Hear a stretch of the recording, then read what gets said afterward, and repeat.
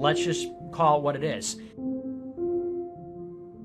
The system hates white people. It's just what it is.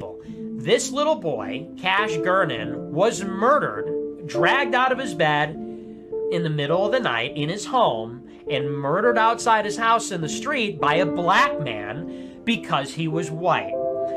That black guy killed a white boy because he was white. And this black guy hated white people. That's why he did it. It was an act of hatred. It wasn't random. It was an act of racial hatred perpetrated by a black male against a white boy.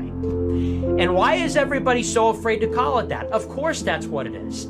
What has been engendered in the population for the past 2 years? What's been engendered in the population for the past 30 years?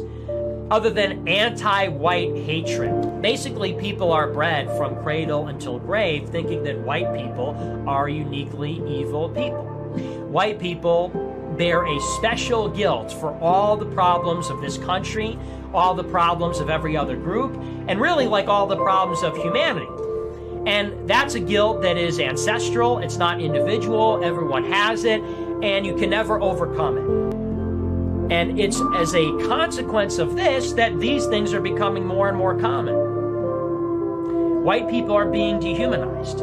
And when white people are dehumanized, black people are going to start killing white people because they see them as less than human. And other people are going to start killing white people because they see them as less than human. How much do you want to bet that this, whatever his name is, Darren Brown, whatever, was radicalized by the media into thinking that white people are racist and responsible for his suffering, not just as a black man, but as a gay man too. And that he committed this crime in retaliation for that perceived prejudice, perceived hatred against him. That's the consequence of all this anti-white hatred and dehumanization in the media, education system, and it's even enshrined in the law systematically through the government. I mean, what do you think affirmative action is? But here's the problem. This is not going to be a white country forever.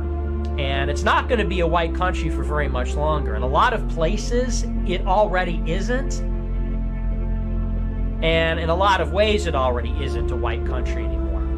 And as the percentage and proportion of white people diminishes in America relative to non-white people, it's going to become more and more of a problem for white people that non-white people don't like us. It's just that simple. Just think about it in these simple terms. The media attacks white people. They say that white people cause the suffering of non-white people. Increasingly, non-white people don't like white people. Nobody talks about that. But we know that non-white people largely regard white people with suspicion, distrust, in some cases just don't like them, hate them. Nobody wants to say that. People are very comfortable talking about racism against blacks or other non-whites, but nobody talks about the distrust, nobody talks about the resentment that non-white people have for white people in the country. And it's not everybody, but it is a lot of people, and everyone knows that. As the population becomes less and less white, and as the people in charge of the country and the people enforcing the laws of the people in the country, in charge of the country, become less and less white, that's going to matter a lot more.